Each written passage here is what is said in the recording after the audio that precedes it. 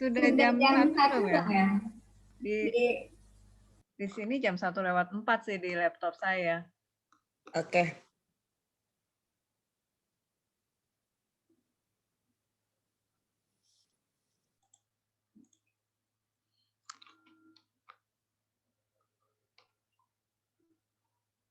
Apa sudah bisa dimulai? Atau tunggu dulu? Oke, kita mulai aja Mbak. Nanti sambil yang lain yang terlambat boleh. Oke, thank you Bu Kapri. Sip. Oke, assalamualaikum semuanya para peserta. Waalaikumsalam warahmatullahi wabarakatuh.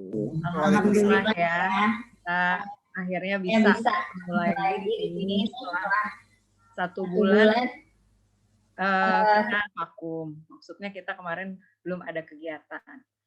Untuk Pak Amin, mohon maaf, apa bisa di-mute ya? Karena suara saya kayaknya echo di tempat Pak Amin. Ya, jelas Bu. Enggak, maksudnya Pak Amin bisa mute. Oke, sudah Mbak Dita? Oke. Ya. Selamat siang semuanya, apa kabar ya? Kita ketemu lagi. Kali ini kita akan ada sharing session dengan Miss Sheryl Gurban. Ya, namanya Miss Sheryl Gurban ya. Halo Miss Sheryl, selamat siang, apa kabar? Selamat siang. Baru ketemu di sini ya? Baru pertama kali ya? Iya, baru dengar namanya saja ya, dan Masya Allah ya, aktivitasnya Miss Sheryl banyak banget nih, berikut sertifikatnya ya. Nah, sebelum kita mendengarkan penjelasan dari Miss Sheryl, akan saya share dulu apakah kegiatan ini dan juga tentang IC seperti biasa. Oke, saya akan share screen PPT-nya.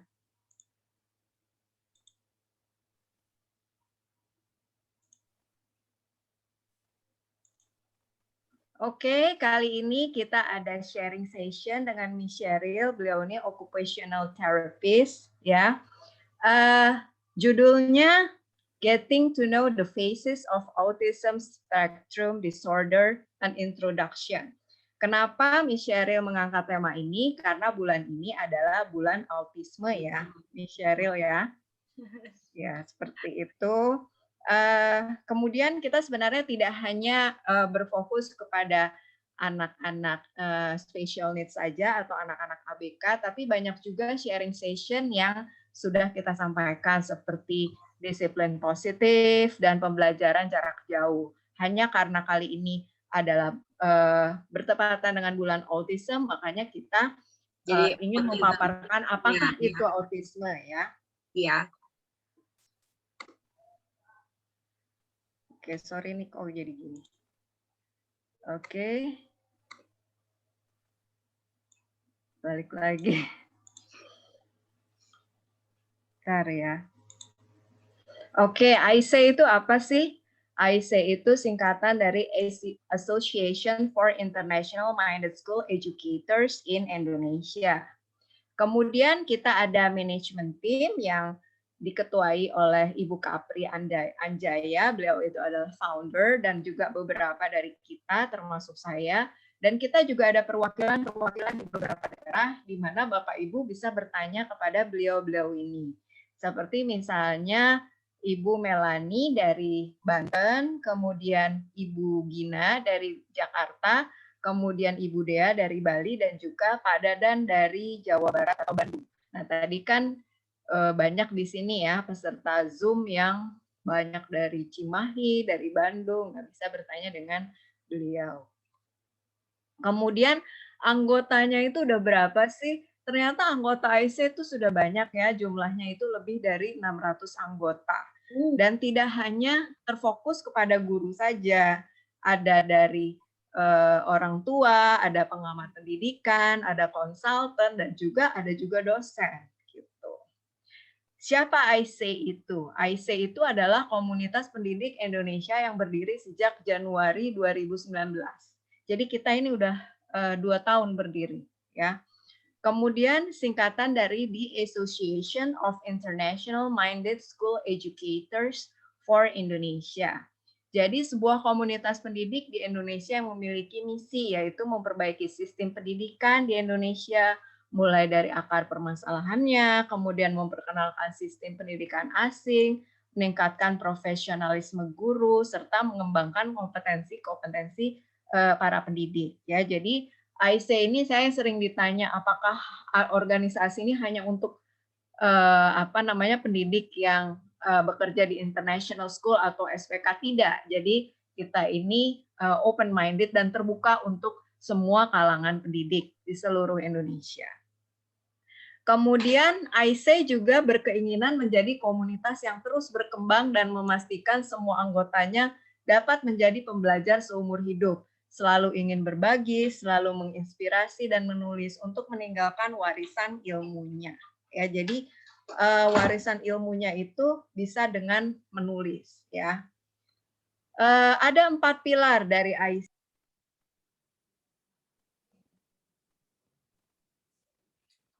Mbak Dita mute. Tadi ada yang mute saya. Sorry. Okay. Pendidik belajar, lifelong learner, pendidik berbagi, sharing to the community, pendidik menginspirasi, inspiring others to be mindful, dan juga pendidik menulis, writing your legacy.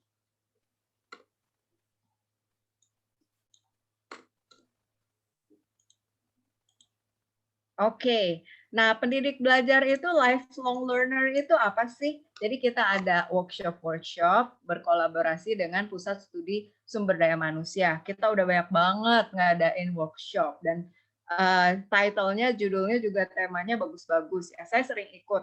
Jadi tentang classroom management, ada tentang pembelajaran jarak jauh ya atau online learning yang sekarang sedang dibutuhkan oleh para pendidik di masa pandemi.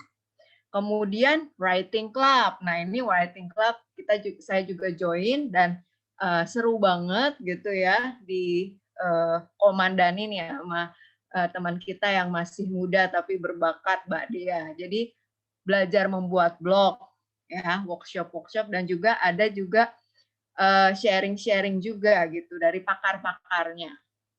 Ya, kemudian pendidik berbagi, sharing for community, bekerja sama dengan Indonesia Creative Education Institute. Ya, kemudian pendidik menginspirasi, inspiring others to be mindful. Nah ini ya yang digawangi oleh saya dan Mbak Apri. Seperti itu saya diamanahkan menjadi host, yaitu kegiatan talk show setiap bulannya. Menginspirasi dan bertindak. Apa sih share inspiration? Jadi tidak hanya sharing gitu ya, kita tidak hanya sharing dari pakar-pakar, tapi juga kita harus punya tindakan bagaimana kita berbuat sesuatu untuk masyarakat sebagai pendidik dan juga sebagai pemerhati pendidik. Ya, nah inspiration ini kita udah beberapa kali mengadakan. Yang pertama itu bulan Agustus ya, ada disiplin positif, kemudian dengan Bapak Munif Khotib juga ya, rahasia mengajar menyenangkan era PJJ, kemudian juga dengan Ibu Nur Zahra tentang autism juga, tapi teknik menangani tantrumnya. Kemudian waktu itu juga dibuka oleh saya, lalu ada Ibu Ning Nathan, beliau adalah penulis terkenal, lalu Kepala Sekolah Inklusi, Mbak Ima, ya, kemudian juga Ibu Kurnia Mega ya, beliau juga temannya Miss Sheryl nih ya, Ibu Kurnia Mega ya. Kemudian sebelum pandemi ini kita ada offline atau temu di TEDIC ya di Jakarta Selatan, yang sharing itu Ibu Ica Hodijah, beliau itu konsultan dan juga trainer bahasa Inggris. Kemudian juga ada ekonom juga, jadi bukan hanya pendidik, bukan hanya trainer, yaitu Dr. Fahmi Idris. Mungkin kita udah familiar ya dengan beliau ya. Kemudian kita juga ada sharing session Ibu Kapri dengan Ibu Lydia di Sekolah Cendekia Harapan di Bali. Jadi Ibu Kapri udah jalan-jalan nih kayaknya kemana-mana. Nanti kita bisa. Asik. Tapi pandemi belum bisa ikut kita ya. Ya. Kemudian pendidik menulis. Nah, writing your legacy. Ini kayaknya ibu-ibu dan bapak-bapak harus ikut nih teman-teman, karena saya udah pernah ikut dan saya ikut oke banget deh pokoknya ya. kita ada writing club, sudah ini yang kegiatan kita dari Mei sampai September 2020. Ya, yang ngisi itu Ibu Sri, kemudian ada Om J, ya, ada Pak Agus Sampurno, ya, seperti itu. Kemudian Oktober, November, Desember kita lanjut juga dengan beberapa orang yang pakar di bidang tulis menulis, ya, seperti Profesor Richardus Eko Hendrajit, Ibu Leonie Atmajaya, dan seterusnya. Lalu ada juga penulis Matahari Timur, Bapak David Mulyadi, Bapak Jimmy Saputra. Nah, saya sering ditanya nih ya, bagaimana sih jadi membership IC? Bayar nggak sih? Free, kita free loh ya. Bagaimana caranya? Cukup Bapak Ibu, kita segera login di www.ic.id. Segera klik register dan login, lalu segera isi data Anda. Tunggu admin kami memverifikasi data Anda, lalu ID member Anda dapat dilihat saat Anda login dan admin sudah meng-approve Anda, ya. Jadi silahkan kita rame-rame daftar jadi anggota IC karena banyak banget kegiatan yang kita lakukan selama berada di IC dan juga banyak sekali manfaatnya bagi kita. Kemudian IC juga kita ada sosmednya, ada Instagram, ada Facebook, ada YouTube, ya. Kemudian kita ada yang baru itu ada podcast, ya.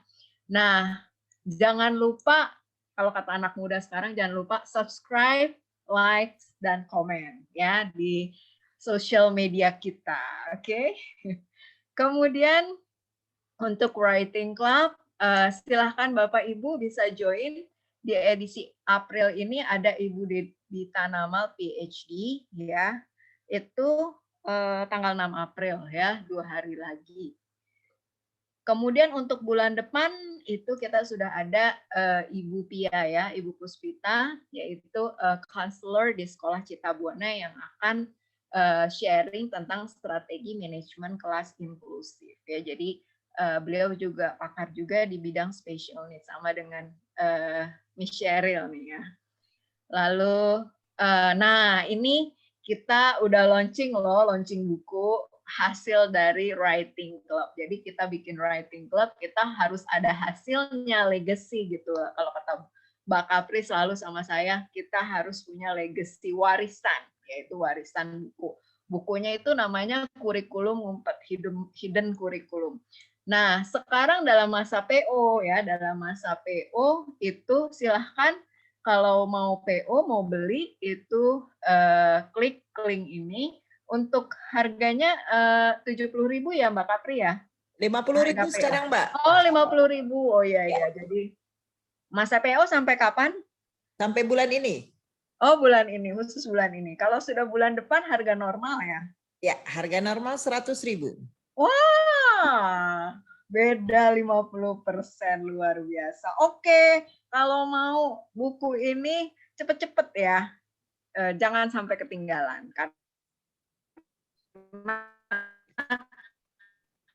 Putus-putus Mbak Dita. Bulan depan sudah 100.000. Ya udah, Oke, sudah ini sudah terdengar? Ya, sudah ya. Oke, ya oke. Kemudian kita punya IC Care ya. IC Care itu Anda siap berbagi gadget, berbagi siap nggak? Nah ini kita mau memberikan gadget bagi anak-anak yang membutuhkan ya untuk pembelajaran jarak jauh ini. Silahkan Anda dapat mengisi form ini ya sebagai donatur. Oke, dan selanjutnya seperti biasa ada giveaway. Tapi kalau giveaway-nya beda ini dengan webinar-webinar lain. Kalau misalnya webinar lain itu saya taunya itu biasanya siapa itu penanya terbanyak, siapa penanya terbaik. Kalau ini kita harus bikin tulisan ya, tulisannya harus diupload di Facebook, di Instagram ya, kemudian di blog, dan jangan lupa untuk menambahkan hashtag I say Inspiration Special Needs Education dan Sheryl Gurban. Oke, nah kita punya moto keeps learning, keep sharing, keep inspiring, dan leave a legacy. Nah, ini dia sedikit data ya, CV dari Miss Sheryl. Saya nggak bisa deh sebutkan satu persatu karena Gak usah ternyata satu-satu. beliau pengalamannya banyak banget gitu. Yang jelas beliau ini adalah lulusan dari UK ya, Bournemouth University, dan sudah punya sertifikat dari University of Southern California ya di bidang sensori integrasi. Oke ya. Oke, mungkin terima kasih. Saya persilahkan untuk Miss Sheryl. Terima Silakan Miss Sheryl. kasih. Ini udah bisa ini ya, udah bisa share screen sekarang ya. Ya, Oke. silakan. Oke, sebelumnya selamat siang untuk Ibu dan Bapak semuanya. Saya harap kita semua doing great ya, despite of the situation ya. Di rumah terus, kerja di rumah, pusing nggak keluar, nggak gerak, sama kayak saya juga. Tapi nggak apa-apa, tetap semangat.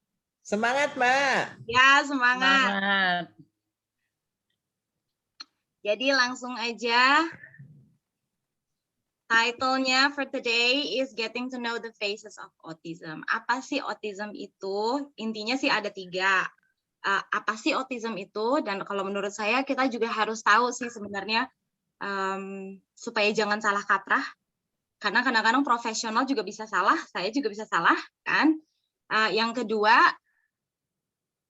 apa sih efek autism di dalam kesehariannya anak-anak gitu kan? Kalau autism itu kan bisa beda-beda ya, ada yang sedikit, ada yang medium, ada yang severe gitu.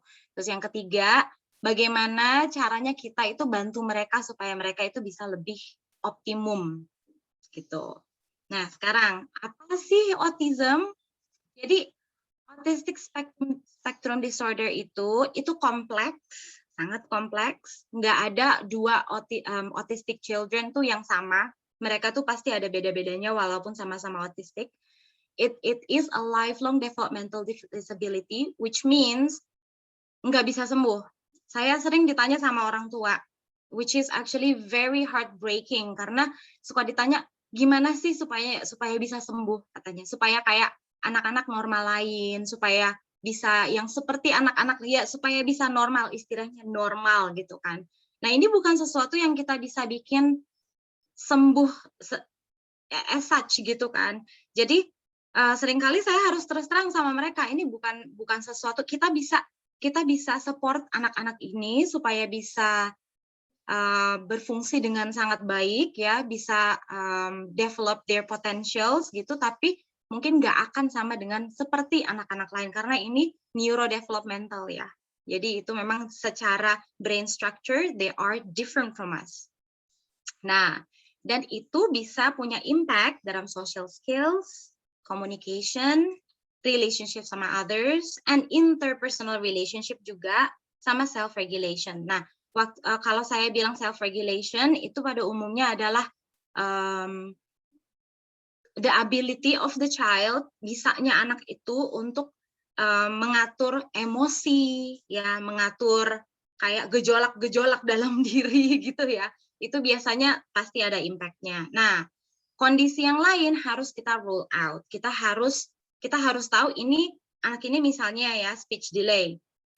Bukan autism karena misalnya ada LD atau mungkin anak ini punya banyak masalah isu sensori ya, mungkin anaknya nggak bisa diam, suka fussy, suka ya regulasinya juga nggak bagus, tapi bisa jadi hanya punya masalah sensori gitu, bukan autism. Jadi kita harus bisa membedakan. Nah, bagaimana cara membedakannya? Karena dari pengalaman saya, kadang-kadang ada beberapa anak yang sudah didiagnosa autism, tapi begitu saya ketemu sama anaknya, saya ngerasa ini kayaknya bukan autism deh gitu. Jadi harus benar-benar dibedakan. Nah, ini bukannya kita harus berantem sama dokternya, enggak. Kalau dokternya bilang autism ya udah autism gitu ya. Cuman kita mesti juga tahu. Jadi kita tuh aware apa sih autism itu. Nah, itu yang saya kirimkan kemarin itu ada namanya DSM-5. Itu diagnostic criteria untuk autism. Jadi misalnya ada yang persistent deficit in social communication, social interaction, harus tiga-tiganya ada. Ini ada banyak ini sebenarnya tebal nih, boleh dilihat dulu. Jadi kalau misalkan nanti ada waktu diliatin, jadi benar kita tuh harus benar-benar tahu autism itu apa gitu. Jadi jangan ikut aja, oh katanya ini anak autistik, ya udah terus kita perlakukan anaknya seperti autistic child gitu ya. Ya salah gitu. Nah, sekarang autism itu adalah spektrum. Nah, spektrum itu maksudnya bisa mild, bisa hampir nggak kelihatan kayak anak normal, kayak nggak ada bedanya gitu ya. Paling ada aneh-anehnya sedikit, kita mungkin rasanya kayaknya agak ada aneh-anehnya ya, tapi kayaknya bukan autism gitu ya. Ada kayak gitu. Ada yang medium, jelas gitu ya, mungkin kelihatan seperti speech delay-nya juga kayaknya kelihatan banget gitu. Mungkin dia juga nggak punya teman, mungkin kayak stimmingnya kelihatan banget, suka goyang-goyang, suka gini-gini gitu tuh, itu biasanya udah di medium ya, udah moderate. Nah, ada severe itu biasanya udah susah, harus ada seseorang yang selalu menemani kira-kira 24 jam, kecuali mungkin kalau tidurnya aja mesti dilihatin kadang-kadang, karena kita nggak tahu apakah nanti dia tiba-tiba bangun terus dia nggak tahu kan buka pintu buat sesuatu, we don't know, jadi harus ada di situ gitu. Nah, itu yang benar-benar severe. Nah, sekarang symptoms-nya itu seperti apa? Nggak mesti kayak gini banget, it can be different, it can vary. Jadi, tapi pada umumnya ini pasti ada problem with back and forth communication. Jadi, bukan karena dia saking pemalunya, ada kan anak yang pemalu jadi kayak ketakutan, nggak tahu mau ngomong apa. Ini nggak, memang pada dasarnya diajakin ngomong pun nggak nyambung gitu loh. Jadi, ditanya mungkin kalau yang ditanya konkret dia masih bisa jawab, tapi kalau ngobrol gitu ya mungkin sulit menempatkan diri, sulit untuk mengerti apa yang the other person is talking about gitu, agak-agak susah. Nah, yang sebelahnya difficulty in developing maintaining relationships karena ada problem in communication dan juga ada problem interest ya. Biasanya mereka kalau interestnya itu narrow, sempit. Jadi kalau suka tentang train, kalau ada anak tuh ya misalnya sukanya train, everything is about train, gitu. Nanti di kamarnya dia semuanya kereta api, nanti gambar pun kereta api, nanti baca pun maunya kereta api. Nah kayak gitu. Ya kalau mau berteman ya gimana? Kan kita harus punya interest yang kita bisa share sama anak lain kan gitu. Terus mereka juga punya problem seringkali dengan sharing. Sharing itu sulit sekali. Ini punyaku gitu. Ini punyaku. Kalau ada yang mau pinjam nggak boleh, takut nggak gitu. Itu udah ada red flag. Nah, preference in repeating same action, activities, movements, or words.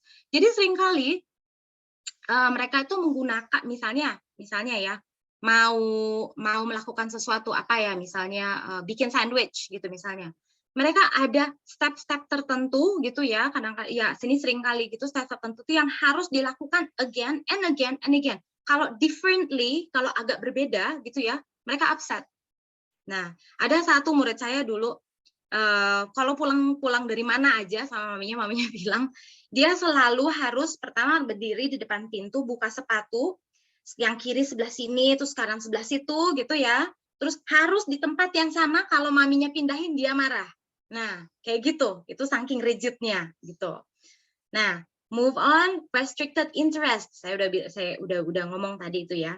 Hyper or hyporeactivity to sensory input. Ini juga harus ada. Jadi pada dasarnya mereka ini yang namanya kalau udah autism, mostly mereka itu punya sensory difficulties. Nggak tahu yang nggak suka pakai baju yang gimana rasanya. Nggak tahu mungkin kalau misalnya ruangannya terlalu bright, mereka langsung nggak suka gitu. Ada murid saya kalau masuk ke ruangan saya gini dulu. Gini dulu lama, terus udah gitu nanti kalau dia udah agak-agak biasa baru begini. Gitu, kayak gitu. Atau enggak kalau ada yang ribut-ribut sedikit aja mereka langsung begini gitu, nggak suka gitu, mau upset gitu ya, mau marah rasanya gitu. Dan poor regulation. Biasanya mostly they have difficulties regulating emotion. Maksudnya cepat marah. Kalau sudah marah susah turun, lengket dia di situ. Pokoknya kayak mau ngamuk terus gitu ya.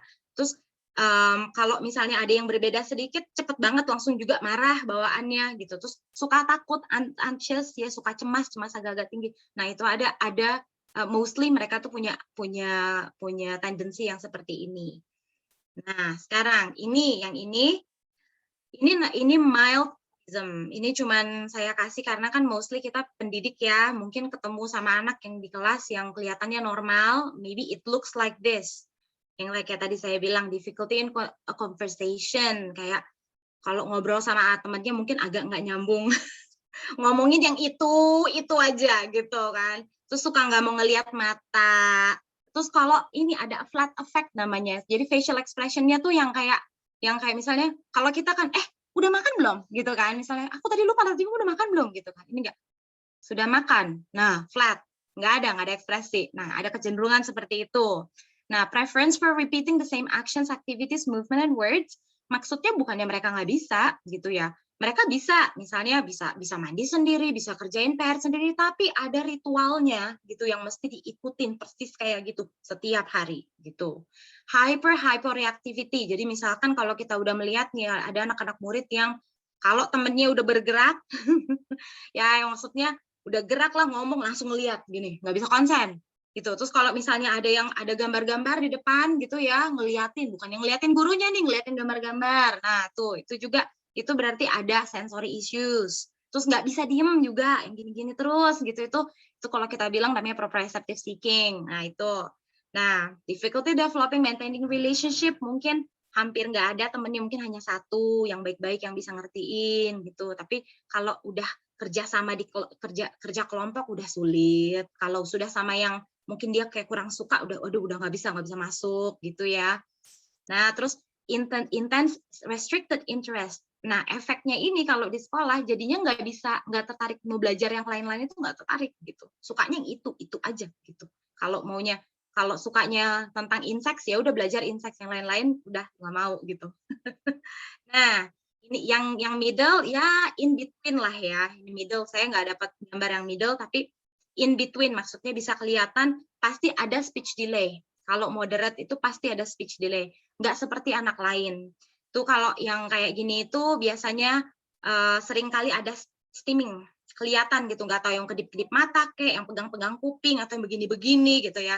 Kelihatan, sudah mau kelihatan. Nah, yang severe, ini severe biasanya communication tuh sangat minute, kecil, nggak bisa gitu ya, mesti dibantu untuk untuk berkomunikasi gitu. Extreme sensitivity, kalau ada crowd langsung nggak mau, bisa breakdown ya, benar-benar breakdown gitu di lantai, marah-marah. Bright lights ya, kita tadi kalau murid saya biasanya pada umumnya severe, jadi begitu masuk ke ruangan langsung begini gitu, kelihatan lah pokoknya. Biasanya lower IQ, tapi having said this, bukan berarti semua yang severe itu lower IQ, karena ada yang savant kan namanya, yang kayak kemampuan memorinya tuh tinggi banget, bukan berarti mereka sebenarnya nggak bisa apa-apa, ada yang mereka bisa tapi sangat limited gitu ya, sangat narrow, sempit gitu loh. Nah, many repetitive behavior, stimmingnya parah banget, biasanya itu sampai yang bikin suara gitu ya, yang gitu-gitu, kadang-kadang suka yang bener-bener suka begini gitu ya. Terus physical symptoms suka ada kayak sleeplessness, makanya kalau misalnya tidur juga nggak bisa yang benar-benar dilepasin, kita juga mesti lihat-lihat gitu, mesti tahu anaknya itu baik-baik saja, dan ada kecenderungan epilepsi. Not necessarily, tapi ada kecenderungan.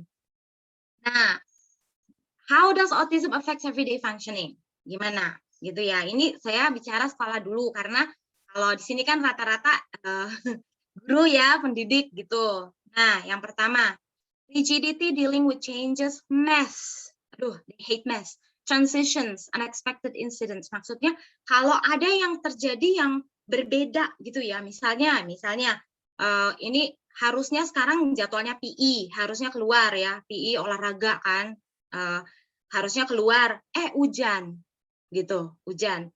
Nah dia udah siap-siap nih mau PE nih, hujan nggak bisa, marah. Tuh, kita mesti yang gimana nih kan gitu ya, ini anaknya udah breakdown di kelas nih, udah nangis-nangis gini, padahal cuma gara-gara hujan doang nggak bisa PE. Nah itu kan, kadang-kadang kalau ada harusnya temennya, misalnya ini yang highly functioning ya, udah bisa ngomong, misalnya harusnya duduk mendengarkan guru gitu. Nah ini anak misalnya baik ya, bisa duduk mendengarkan guru. Nah ada temennya yang ngobrol sendiri di belakang, dia jadi kesel banget gitu, kesel banget. Nah keselnya itu kesel sih ya, kita kesel ya, tapi keselnya berlebihan gitu. Jadi nggak suka ada yang pokoknya out of context, out of nggak biasa, yang rutinnya salah, pokoknya yang nggak suka gitu. nggak suka perubahan, pokoknya maunya yang bener gitu. Nah, yang kedua, working together with peers of group project itu sulit, sangat sulit. Nah, itu kalau misalnya biasanya dia maunya pikirannya dia sendiri yang didengerin. Kalau dia pokoknya kalau misalnya caranya begini, dia bilang, nah ini pokoknya yang paling baik begini. Nanti temennya bilang, enggak dong, kan harusnya gini, ini kan grup. Nah, nanti bisa marah. Kayak gitu. Nggak mau, pokoknya caranya harus begini. Bisa stres dia, nggak bisa gitu. Terus, executive functioning. Nah, ini agak lebih ribet. Ini misalnya, seeing the bigger picture. Misalnya ya, ada beberapa sekolah yang saya tahu, kalau misalnya setiap kali ganti mata pelajaran, mereka harus ganti buku, pergi ke loker, ambil gitu ya. Mereka nggak bisa ngelihat secara keseluruhan, what do I need to do first gitu. Misalnya, oke, ini udah ganti mata pelajaran nih, saya berdiri dulu, pergi ke sebelah sana, ambil buku ini, buku itu, ambil pensil, ambil bolpen, ambil penghapus, ini, itu gitu ya. Atau enggak ada mungkin kertas yang mesti diambil atau apa. Mereka itu susah untuk melihat bigger picture gitu, kecuali kita breakdown gitu ya, udah di detail, terus kita bilang ini itu mungkin bisa. Tapi kalau disuruh sendiri itu kan requiring executive functioning udah susah gitu. Nah, terus juga yang saya perlu ini juga reading comprehension. Anaknya ntar udah lancar baca, pintar baca. Kalau ditanya Pak, kalau misalnya ditanya kayak pertanyaannya kayak namanya anaknya tadi itu siapa yang konkret ya, bisa. Tadi pergi kemana? Ke pasar, bisa. Nanti kalau ditanya inti dari bacaannya apa? Bingung. Nah, itu. Karena nggak bisa lihat bigger picture. The child nggak bisa gitu, kayak integrate information, getting conclusion. Itu susah. Gitu. Nah, environmental elements, ya pasti ada yang, kalau ada, namanya sekolah pasti ribut. Ada yang nyanyi-nyanyi lah, ada anak kan yang suka ribut-ribut, nggak bisa diem lah. Atau mungkin kelas lain lah, atau mungkin bel atau apa, itu terganggu gitu ya. Kalau misalnya lampunya agak bagaimana, dia sensitif. Kalau ada banyak gambar-gambar ya kayak saya bilang, nanti ngeliatin gambar, ngeliatin orang lewat, nah itu agak-agak sensitif dia. Nah, interaction with peers pasti terganggu ya, yang saya bilang mungkin nggak punya teman, mungkin hanya satu, susah gitu ya. Regulating emotion ya, juga anak-anak juga tahu lah kalau misalnya ada temen yang suka marah-marah, siapa yang suka temenan sama yang marah-marah kan gitu. Nah, sekarang tolong bilangin sama saya kalau saya ngomongnya kecepatan ya, ada kecenderungan soalnya. Dikasih tahu aja kalau ngomongnya kecepatan, Miss gitu. Oke. Terus yang selanjutnya ini di rumah. Apa sih efeknya di rumah? Yang pasti orang tua itu biasanya stres. Jadi kalau kita itu punya anak yang seperti ini di kelas, kalau misalnya kita harus panggil orang tua mau ngomong sama kita harus benar-benar sadar kalau ini orang tua orang tua yang mungkin ya kemungkinan besar stres. Jadi kita harus tenang, kitanya juga harus bisa mengerti, kita juga harus bisa kayak ngertiin. Walau mungkin nanti orang tua bilang, enggak, anak-anak saya nggak pernah kayak gitu di rumah, mungkin cuma di sekolah aja gitu. Ya nggak tahu sih gitu kan, tapi yang kita tahu kan begini gitu. Tapi kita juga harus bisa ngertiin orang tuanya, jadi pelan-pelan gitu. Itu karena biasanya orang tua pasti stres. Nah, ada kemungkinan juga picky eater, karena mereka itu punya sensitif, taktil biasanya sensitif, nggak suka yang lembek-lembek gitu, misalnya yang slimy dia nggak suka, atau mungkin yang rasanya keaseman atau apa gitu. Yang saya tahu ada juga yang kalau anak-anak yang sensor itu nggak suka makan soto karena ada asam-asamnya kan, kayak gitu, agak-agak sensitif dari segi itu. Mungkin nggak suka makan sayur, buah, agak sulit gitu. Mungkin sukanya tuh yang hanya yang kayak roti-rotian, nah kayak gitu. Jadi agak-agak limited juga preference-nya. Nah, terus kemungkinan juga difficulty with everyday activities yang kalau kita tuh ya biasa aja gitu, kayaknya taking for granted ya. Kayak hair wash nggak ada masalah kalau kita anak-anak normal, anak dia nggak ada masalah, brushing teeth nggak ada. Kalau mereka kadang-kadang karena ada sensory issues, kadang-kadang nggak mau cuci rambut, nggak mau sikat gigi, bukan karena nakal sebenarnya. Kita kirain ini keras kepala banget, nggak bisa digajarin gitu ya. Enggak, ini sensory issues gitu. Bukan karena anaknya tidak mau, bukan karena nakal, tapi lebih karena punya masalah sensori. Nah gitu. Fussy with clothing, kayak mungkin nggak suka yang ada labelnya lah, apalah gitu ya. Mungkin kalau kita suka, saya juga ibu-ibu kadang-kadang, alah cuman kayak gitu aja masa nggak bisa gitu ya, masa nggak mau sih. orang cuman begini aja gitu misalnya. Nah, kalau anak-anak yang memang punya sensory issue, it's a big thing for them. Memang nggak bisa gitu, memang itu bikin menderita gitu. Nah, frequent breakdown, which teachers sometimes do not see, karena gini, ada murid juga yang ini yang dulu banget di sekolah, ini anaknya cewek, perempuan, di sekolah itu kelihatannya baik-baik aja, nggak ada masalah.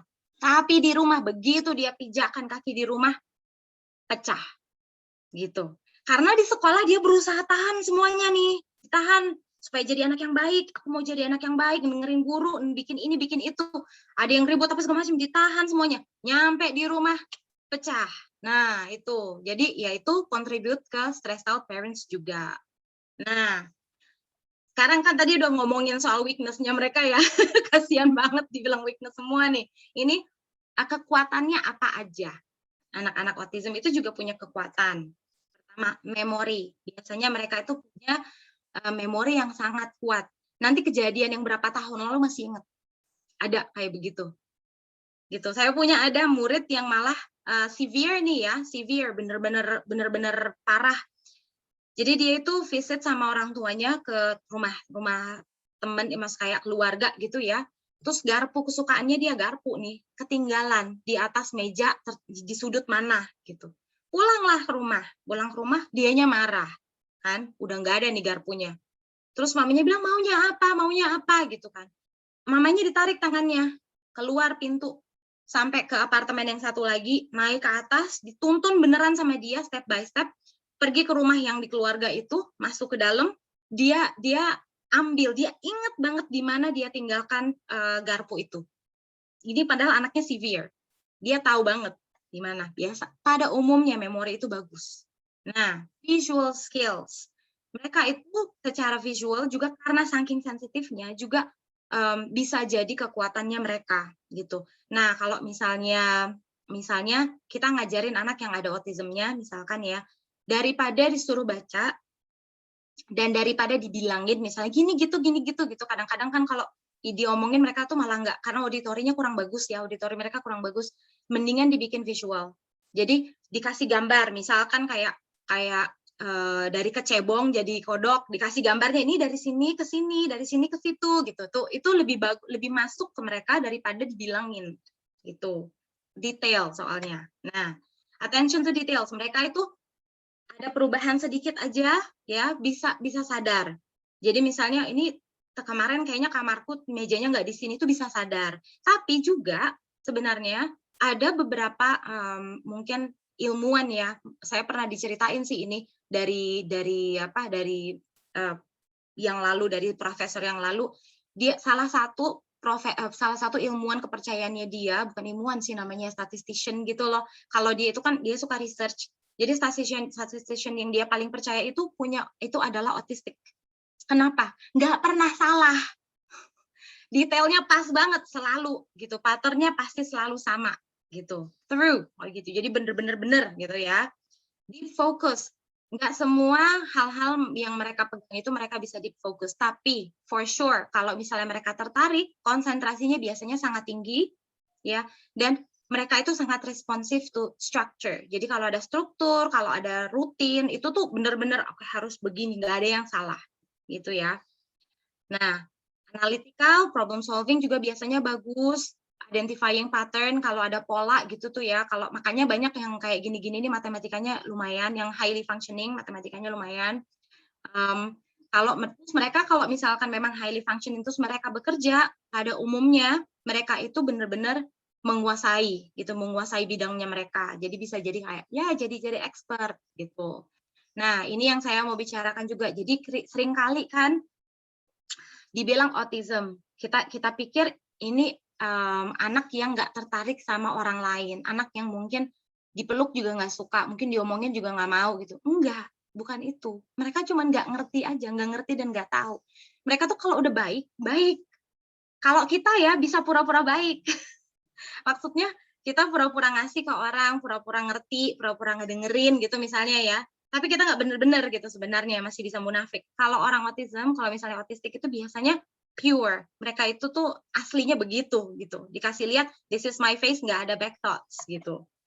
Nah, yang terakhir integrity, honest.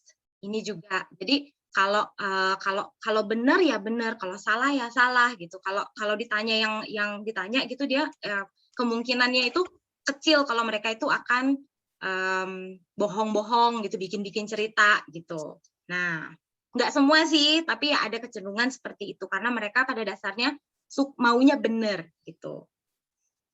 Okay, so how can we help? Nah, you work with their strength. Maksudnya kita pergunakan apa yang mereka itu good at gitu ya. Misalnya kayak rutin. Rutin itu nggak semua anak ya bisa loh sebenarnya. Maksudnya ada anak yang kalau kayak anak saya aja lah ya. Maksudnya simpel aja anak saya disuruh dibilangin rutin aja gitu kayaknya dicobain terus saya. Kalau kayak gini gimana mama boleh nggak gitu ya. Kalau anak autism itu biasanya dikasih rutin diikutin. Use visual tools. Jadi kalau misalnya kayak tadi ada misalnya kayak mengajar bisa pakai visual tools kan, pakai gambar. Kalau misalnya ngajarin soal schedule gitu misalnya itu juga bagus. Jadi kayak kasih papan, misalnya pertama kita ngapain dulu, misalnya olahraga dulu gitu. Terus nanti pelajaran matematika, terus pelajaran apa. Itu lebih bagus buat mereka untuk mengerti dan ingat gitu, ini apa aja yang akan dilakukan. Jadi mereka juga terstructure gitu ya. Terus give them projects to master. Karena kecenderungannya kalau misalnya mereka dikasih project, ayo research soal ini. Thorough, bener-bener gitu dicari sama mereka. Mereka tuh bisa fokus. Integrate their interest. Ini seringkali kalau terapi ini saya pakai. Misalnya anaknya sukanya binatang-binatang, misalnya ngomongin binatang, tapi tulisannya jelek gitu ya. Nanti kayak worksheet yang saya pakai itu saya ikutin. Jadi ada binatang-binatangnya, ada gambarnya, ntar nulis soal binatang kayak apa kayak gitu ya. Jadi supaya mereka juga lebih semangat kalau mereka itu pas mereka itu belajar gitu ya. And kalau mereka do something right, when they did something really well done, gitu, encourage. Seringkali kalau khususnya saya orang tua dan pendidik juga, kalau anak saya itu bikinnya benar atau murid saya ya benar, saya ya udah gitu kan paling ya well done gitu ya. Ntar giliran kalau salah yang aduh kenapa sih harus begini gitu, harusnya itu terbalik. Kalau anaknya itu berbuat sesuatu yang benar atau improve itu oh wow well done, bagus banget, hebat gitu, supaya bisa apa ya namanya ya kayak mendorong mereka itu oh ya ternyata saya bisa gitu, ternyata saya bisa, oh lebih mau lagi gitu, lebih mau disuruh apa juga lebih semangat lagi. Nah kayak gitu. Now provide support conducive learning environment. Ini penting, misalnya kalau anaknya itu nggak suka yang bright lights kayak tadi yang agak sensorinya agak terganggu, nggak suka yang ribut-ribut, mungkin kalau di kelas dikasih duduk sama anak yang agak lebih pendiam gitu, yang mungkin lebih yang nggak terlalu ribut, mungkin di sudut mana yang nggak terlalu banyak mungkin gambar-gambar. Jangan deket jendela karena kalau di deket jendela pasti ngeliat keluar gitu. Nah, manage changes and transitions. Jadi kalau misalkan ada sesuatu yang berubah, misalnya harusnya tadinya mau art and craft begini, tapi terus nggak terjadi, atau mungkin kayak dia harusnya bawa materi apa dia nggak bawa, nah dia bisa stres gitu. Misalnya kita harus pelan-pelan ngomong sama mereka gitu. Okay. Is there any question tadi ya? Enggak ya? Enggak. Oke. Kirain tadi ada suara. Iya. Enggak ya? Enggak. Oke, gitu. Jadi ya kayak jadi kalau ada changes apa gitu kita juga harus bisa kayak turun ke their level, talk maybe like pasti kayak gentle gitu ya. Sabar untuk ngadepin ini, nggak apa-apa gitu, karena mereka tuh butuh support untuk mengendalikan kayak perasaan gitu ya. Work closely with parents and carers. Kenapa? Karena mereka yang paling tahu anak murid itu seperti apa, di rumah itu kayak apa, sukanya apa, hobinya apa gitu. Jadi kita bisa integrate gitu, kita bisa integrate in learning experience kayak gitu. Inclusiveness. Seringkali juga kita merasa ini anak autistik nggak tertarik lah, nggak usah lah, biarin aja gitu. Jangan diikutin kalau ngerjain apa, walaupun mereka seperti nggak tertarik, sebenarnya bukannya nggak tertarik, karena kadang-kadang mereka tuh mau ikutan tapi mereka nggak tahu caranya gitu kan. Clear communication itu satu juga, ngomongnya jangan yang nggak jelas gitu ya, kayak apa sih kalau kasih instruksi, kasih instruksi yang oke, kamu sekarang ambil buku yang A, terus ambil buku yang B, terus balik lagi duduk ke sini gitu misalnya. Jangan kayak, ya ini pelajaran matematika kan, apa mesti ambil buku apa, kamu inget nggak gitu. Nggak, langsung aja kalau ini anak memang butuh gitu ya, butuh kayak seperti bingung atau apa, langsung aja kasih ambil ini, ambil itu, keep it simple, clear gitu. And also we have to take care of ourselves. Kenapa? Karena dealing with kids with autism itu tuh berat. Bisa makan emosi, itu bikin kita exhausted. Jadi kita juga sebagai pendidik juga harus kayak apa ya, take care. Jadi pergi ke sekolah, misalnya ke sekolah mau ngajar gitu udah siap gitu. Ya kalau misalnya ya makannya yang bener lah kita ya, olahraga, apa positive thinking, nah yang kayak gitu-gitulah untuk memperkuat diri.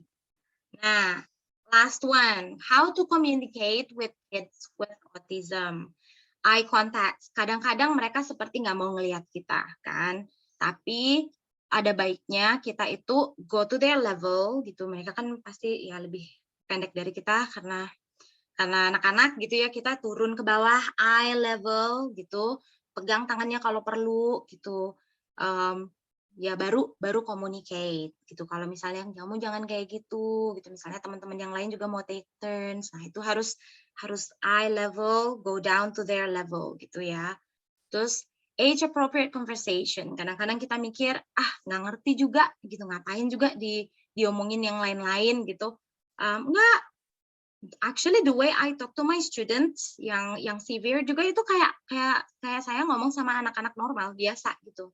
Kayak ayo kita ini sekarang gitu ya. Saya bukan yang kayak ayo halo gini, enggak, biasa aja gitu. Jadi mereka juga merasa lebih dihargai. Don't ignore ya, karena mereka juga people, manusia. Be aware of your mood. Kadang-kadang kita juga lagi sensitif gitu mungkin. Terus anaknya breakdown, kita juga ikutan gitu ya. Kalau perlu minta bantuan dari mungkin pendidik yang lain yang ada di situ. I need help gitu loh. Aduh kayaknya saya nggak bisa lagi nih ngadepin yang ini gitu misalnya. Be non-judgmental, terbuka ya, open-minded, terbuka, berusaha ngertiin gitu. Mungkin work a middle ground sama anak itu. Because it's never like your way or my way gitu. Nggak bisa, harus di tengah-tengah. Use kind encouraging words gitu. Oh, I like what you did there gitu. Kayak, oh tadi Miss lihat kamu ngerjain ini bener loh. Oh, that's very good gitu. Jadi ya, encouraging. Gitu. Okay, conclusion before questions. So, having a child with autism in a classroom can be a challenge, pasti, ya. But also incredibly fulfilling if you know how to provide the right support gitu. Itu kalau anak yang saya pegang itu ada apa perubahan atau ada progres, terus rasanya seneng banget. Padahal kecil gitu misalnya kan, seneng gitu. Ini bener-bener kayak fulfilling gitu. Whether it is helping them maintaining their routine mungkin, handling sensory overload. Kalau misalnya ya gimana caranya supaya anak ini jangan breakdown lagi gitu, engage in the learning in a way that fits them. Ya itu kayak integrate their interest. All of your support will benefit them significantly. Gitu. Oke. Nah sekarang, is there any question? Kalau ada pertanyaan atau yang tidak jelas, karena saya suka ngomongnya kecepatan. Oke, terima kasih Miss Sheryl atas penjelasannya. Ini sepertinya di kolom chat ada beberapa pertanyaan ada ya. Ya. Mungkin saya bacakan dulu ya Miss Sheryl. Ya. Langsung aja dari Mbak Kapri, apakah semua guru bisa mengajar siswa autism yang mild? Bisa, semua guru itu sebenarnya capable, nggak ada yang nggak bisa. Pertanyaannya itu apakah mau atau tidak, apakah terbuka. Nah itu, kalau misalnya kita juga udah mikir, ini mah aneh banget sih gitu ya, ini nggak kayak anak-anak yang lain ya. Itu sebenarnya kita yang limit diri kita sendiri. Banyak baca. Kalau banyak baca, kadang-kadang ya ada anak autism yang suka nulis-nulis kayak misalnya pengalamannya gitu. Mereka itu membantu kita untuk mengerti gitu. Pandangannya mereka tuh, hidupnya mereka tuh seperti apa gitu. Iya. Jadi bukan yang ini ya, yang khusus belajar apa namanya, pendidikan luar biasa. Nggak mesti Oh, kalau nggak mesti. nggak mesti kalau high functioning itu juga malah sering kali nggak kelihatan, cuman kayak ada sedikit-sedikit itu kita dapat ya kan. Tapi kalaupun misalkan agak-agak moderate, tapi misalnya anaknya pinter nih, tapi moderate gitu ya, nggak perlu ke pendidikan luar biasa. Kita perlu baca banyak soal itu. Kita perlu mungkin kayak ikut-ikutan seminar gitu, dengerin kayak apa sih mereka itu gitu. Oh gitu. Iya, Oke. iya. Terima kasih Miss Sheryl. Oke. Mungkin ada yang mau bertanya, silahkan bisa di-unmute. Ada yang mau bertanya, silahkan raise hand. Ada pertanyaan dari di chat dari Bu Sri, Mbak Dita. Oh ya, oke, dari Bu Sri. Ini di chat banyak juga ya. Untuk anak dengan mild autism, apakah sebaiknya belajar di sekolah umum atau sekolah khusus? Mungkin yang tadi saya tanyakan. Jika di sekolah umum, bagaimana penanganannya oleh guru dan orang tua? Silahkan Miss Sheryl. Oke. Itu tuh tergantung dengan sekolahnya, requirement sekolahnya seperti apa. Karena gini, ada kalau di UK ya, kalau saya bicara UK, anak-anak severe autism aja itu inklusif. Oh, oke. Iya, jadi maksudnya yang Down syndrome yang memang benar-benar sebenarnya nggak bisa belajar setara sama anak-anak lain itu tuh inklusif masih diikutkan gitu. Cuman ada perbedaan-perbedaan tertentu yang gurunya lebih support gitu ya. Mungkin pelajarannya nggak disamain gitu ya. Nah, sekarang pertanyaannya balik lagi ke mild autism itu bisa banget. Cuman ya itu tadi, kitanya mesti tahu ini anak tuh seperti apa. Harus banyak ngomong sama orang tuanya juga sih. Jadi kalau di rumah tuh kayak apa, sukanya apa. Kalau misalnya dia lagi ngambek atau lagi breakdown, kira-kira bagaimana cara menanganinya seperti apa. Work together sama terapisnya. Itu tuh kayak saya sering kok kayak gitu. Saya sering pergi ke sekolahnya observe gitu ya. Duduk aja gitu di sudut situ ngeliatin gimana gitu kan, terus ntar ngobrol sama gurunya, kasih masukan, ntar gurunya juga kasih tahu sama saya misalnya, oh ini nih kurang nih Miss kayak gini, oh iya ya udah nanti kita bantu gitu. Oke. Bisa. Kalau untuk penanganannya, guru dan orang tua? Penanganan maksudnya gimana tuh Mas? Di sekolah, kalau di sekolah umum. Iya, itu yang tadi saya bilang mesti kerjasama gitu. Guru sama orang tua harus bisa kerjasama. Tadi saya juga ada lihat sih katanya apa?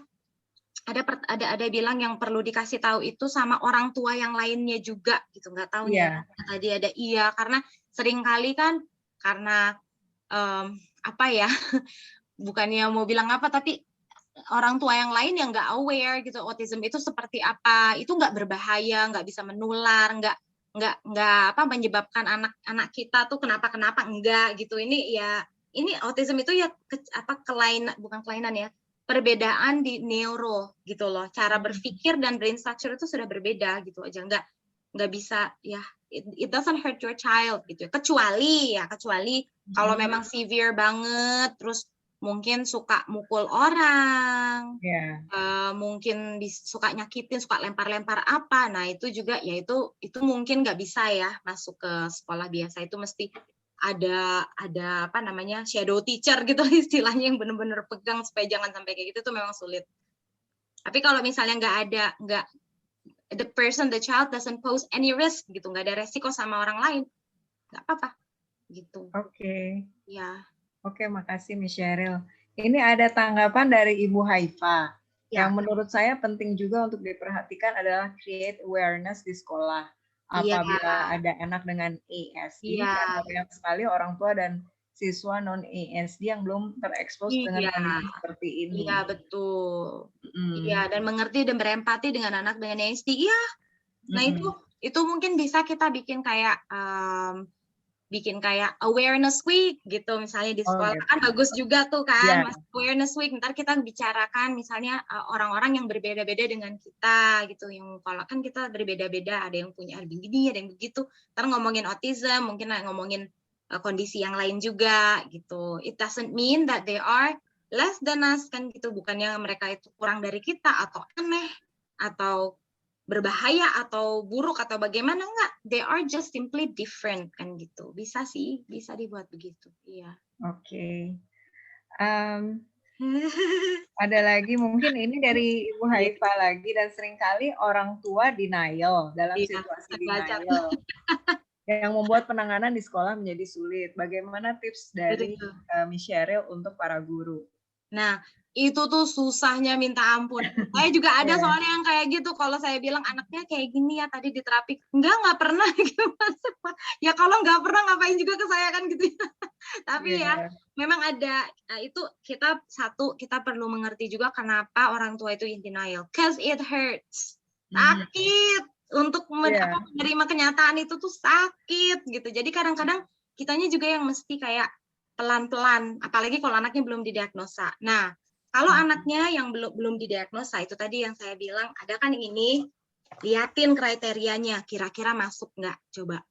Kalau kita ngerasa, wah udah nih, check box semua gitu, ini masuk, itu semuanya masuk gitu ya, kayaknya udah ini pasti nih anak otistik gitu misalnya ya. Terus tapi orang tuanya tuh nggak mau nerima, kita nggak bisa paksa. Jadi kita biarin aja, kita tanganin dari sekolah, kita ngomong sama orang tua misalnya, ini anak sering nggak ngerjain PR gitu misalnya ya, mungkin lupa atau gimana, mungkin ibu bisa di list down aja gitu misalnya apa yang dia mesti lakukan. Jadi yang kita kasih itu suggestion. Yeah. Karena gini, kalau kita kasih reason sama orang tua yang kayak gini, mereka nggak mau dengerin, sakit soalnya gitu. Jadi avoid, nggak usah diomongin anak ini kayak gini, anak ini kayak gitu, dikasih dikit aja. Ini kerjanya nggak beres gitu, nggak dikerjain PR-nya. Mungkin ibu bisa list down yang nomor 1 kerjain matematika halaman segini sampai segitu gitu. Yang nomor 2 bahasa Indonesia atau apa gitu kan. Terus mungkin kalau misalnya dianya suka breakdown di sekolah, misalnya yang udah ngamuk-ngamuk apa gitu, terus diperhatikan mungkin kalau di sekolah dia di rumah dia punya kayak boneka yang dia suka peluk kalau dia lagi stres gitu ya, boleh dibawa, misalnya bisa bilang sama orang tuanya, nggak apa-apa mam, bawa aja daripada dianya stres gitu. Kita nggak usah bilang ini kayak anak otistik gitu, nggak usah gitu. Pelan-pelan, iya kitanya juga mesti berempati karena ya ngerti lah, saya juga orang tua, ya pasti susah gitu sih. Iya, gitu. Iya, terima kasih Miss Sheryl. Mungkin ada pertanyaan dari yang lain, silahkan bisa di-unmute speakernya. Ini Pak ada di ya. chat ya, silakan. Ya. Oh ya, ada dari Kak Amin di chat sepertinya. Di samping siswa autism dikembangkan pada bagian kelebihan, apakah mungkin mengoptimalkan pada kelemahannya sehingga menjadi kekuatan? Nah, kalau mengoptimalkan kelemahan jadi kekuatan, less likely sih ya. Maksudnya karena ini bukan. Jadi gini, kalau dia punya kekurangan misalnya dalam berkomunikasi, tentu saja kita harus bantu di area komunikasi supaya dia bisa optimal dalam berkomunikasi. Kalau dia nggak punya teman-teman nggak ada yang suka semua, kalau saya ada anak yang seperti itu, saya kasih misalnya bantu dari social stories gitu ya, kasih lihat ini kalau orang didorong terus jatuh perasaannya gimana, jadi belajar berempati gitu. Kita juga harus memang membantu mereka mengerti perasaan orang lain, gimana caranya mungkin berkomunikasi dan berteman gitu. Terus kalau misalnya nggak suka sama apa namanya ya kayak sensory issues gitu ya, misalnya yang sensitif sama suara apa segala macam, ya kita bantu dengan misalnya ditempatkan sebelah sini atau bagaimana caranya atau di expose, kasih gradual exposure supaya istilahnya menetralisir gitu. Jadinya ditarik ke normanya kita. Tapi kalau dijadiin kekuatan itu mungkin ambisius ya, agak sulit gitu. Kalau jadi kekuatan itu sulit. Jadi kalau yang sudah, karena ini neurological, jadi memang sudah ada pattern di otak itu yang memang nggak sama kita gitu. Strukturnya mereka itu memang udah nggak sama. Bisa dibantu, tapi mungkin kalau jadi kekuatan agak sulit. It is better to work with their strength.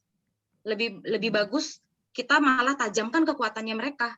Banyak loh sebenarnya yang maksudnya ilmuwan gitu yang ahli matematika apa segala macam yang pintar-pintar yang kita ngerasa wah kenapa bisa kayak gitu ya gitu misalnya, itu sebenarnya otistik gitu. Oke. Ya. Iya, makasih.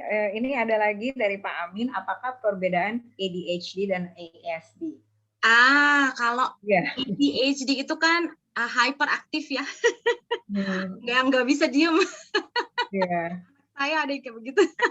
Jadi ADHD itu pada dasarnya nggak bisa konsentrasi, kekurangan dalam nggak bisa berkonsentrasi dan nggak bisa diem gitu loh, nggak bisa tenang. Jadi maunya tuh ya bergerak terus. Ada yang malah justru nggak ada kebutuhan bergerak tapi nggak bisa konsentrasi gitu. Itu yang ADD kan. Tapi mereka ini dari segi komunikasi biasanya nggak terganggu. Mungkin ada delay sedikit, mungkin awal-awal biasanya mungkin ada ya. Saya juga ada ketemu yang seperti itu. Tapi pada dasarnya terakhirnya nggak ada masalah komunikasi, nggak ada sensorinya juga nggak segitunya, dan social interactionnya nggak seperti anak-anak ASD. ASD ini dia memang seperti nggak kayak punya dunia sendiri. Kalau ADHD itu mungkin masih tertarik gitu ya, berteman, seru-seruan sama teman-temannya, masih mau gitu. Iya. Gitu. Oke. Ada lagi mungkin yang mau bertanya? Ini banyak juga nih. Ya. Bentar, saya satu-satu. Di awal tadi Miss Sherry menyampaikan anak-anak ini tidak bisa hilang gangguannya. Ya. Pertanyaan, apakah ini sudah teruji? Sepemahaman saya, mereka bisa dan mampu mendekati reguler. Ya. Pertanyaan berikutnya, bagaimana menghadapi anak dengan pola makan yang acak dari Ibu Farida? Iya. Nah, apakah sudah teruji? Iya, sudah. Saya ini ngomong evidence based ya. Ya. Pendapat saya dari research, dari pengalaman, maksudnya kayak research misalnya kayak intervensi terapis untuk anak-anak ASD gitu. Memang bisa mendekati, nah itu dia bisa mendekati kalau dia itu masih mild. Dia bisa kadang-kadang nggak kelihatan gitu. Itu masih kita bikin kayak optimal gitu ya. Kalau yang agak-agak moderate masih bisa dioptimalkan, masih bisa, tapi tidak seperti anak lain. Mungkin misalnya kalau moderate banyak itu orang tua yang minta saya bilang bisa nggak steamingnya dihilangin. Yang suka gini-gini, suka gitu-gitu. Nah, itu tuh part of ASD. Itu sebenarnya steaming itu tuh cara mereka untuk menenangkan diri mereka sendiri. Seperti aneh ya, seperti aneh. Karena kita merasa, apaan sih kok kayak gitu bentuknya ya. Tapi itu kalau di kita ya, kalau kalau di luar negeri itu mereka nggak berusaha hilangin steam. Karena it's a part of them. Nggak bisa sama memang sama anak-anak yang lain. Dan ada namanya disability, apa namanya ya, kayak, aduh saya juga lupa nama istilahnya apa ya. Jadi adalah gitu kayak argumen tentang orang-orang yang disabled. Dibilang gini, kenapa kita tuh kalau mandang orang disabled itu kayak, disabled beda gitu ya, aneh gitu ya. Gimana coba bayangkan kalau misalnya dunia ini semua penuh sama orang autism. Apakah autism akan jadi aneh? Enggak kan? Gitu. Apakah steaming jadi aneh? Enggak kan? Gitu. Apakah orang yang suka aloof, yang suka menyendiri gitu jadinya aneh? Enggak, karena semua orang itu sama, ya maksudnya secara neurological mereka seperti itu semuanya. Nah, ini sekarang kita memang dunia kita itu berbeda, pada faktanya memang begitu, tapi kita mesti mengerti itu tuh bukan sesuatu yang kayak aneh yang mesti dibenerin supaya jadi kayak anak normal. Karena apa sih normal itu? Nah, itu tuh pertanyaannya, kan? Normal itu kayak apa gitu kan? Jadi ya sulit ya mau dibikin kayak persis kayak kita, kayak orang-orang yang kalau kita bilangnya bukan normal sih, kalau bahasa Inggrisnya neurotypical. Kita bilangnya neurotypical. Iya, neurotypical itu sama, kita tuh brain structure, cara berpikir, pola kita itu mirip-mirip semuanya. Nah, itu mereka berbeda. Mereka beda, itu aja gitu. Nah, bagaimana menghadapi anak dengan pola makan yang acak?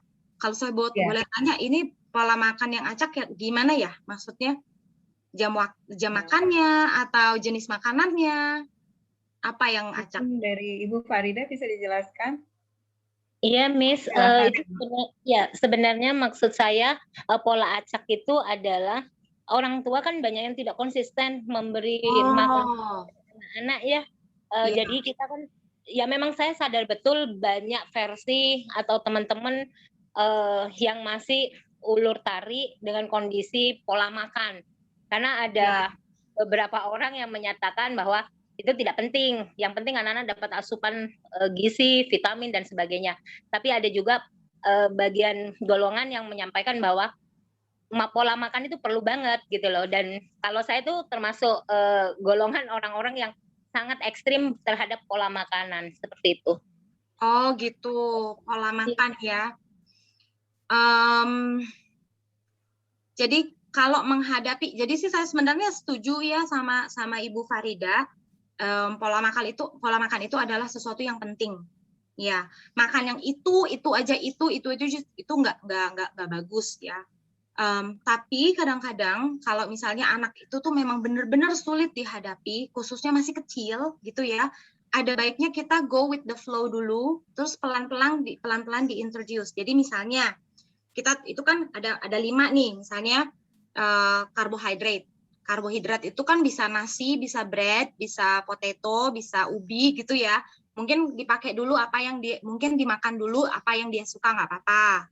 Mungkin kalau bicara soal kayak protein kan ada daging, ada ayam, ada sapi, ada telur apa gitu ya. Yang mana yang bisa masuk dulu itu dulu supaya nutrisinya masuk gitu ya.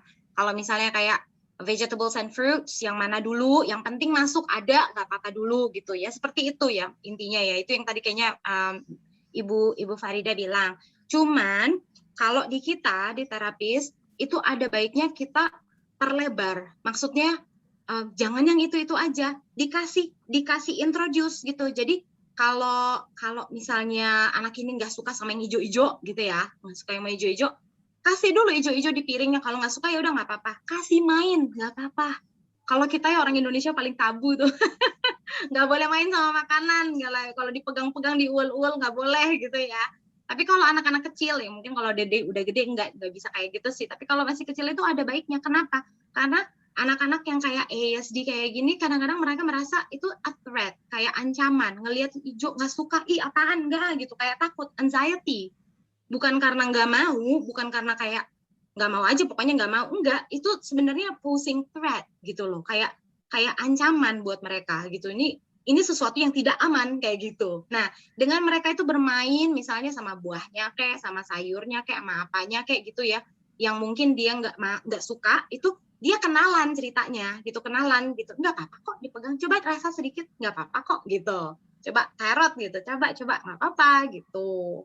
Jadi ya kalau sudah besar dan sudah terbentuk itu memang sudah sulit sekali sih itu. Aduh, itu saya juga nggak tahu mau bilang apa. Karena kalau udah gede-gede ya, kalau udah 10, 11, 12 mau dikasih apa, mungkin bisa pakai sistem reward ya, mungkin pakai kalau misalnya kamu makan misalnya semangkuk sayur ini nanti dikasih apa gitu, itu mungkin bisa dipakai begitu gitu, bisa diintroduce dengan cara seperti itu gitu. Oke, terima kasih Miss Sheryl. Ini banyak sekali yang bertanya, kayaknya semangat banget nih. Nggak apa-apa, malah senang. Ya. Dari Pak Amin lagi. Ya, Pak Amin, bagaimana menyusun program pembelajaran individu bagi ASD? Oh, that's a broad one. Itu gede banget ya. Itu tapi di sekolah, maksudnya di sekolah luar biasa atau di sekolah normal ya, Pak? Di normal, Bu. Di normal. Ini normal sekolahnya tergantung sekolah sih sebenarnya. Maaf Bu Sheryl.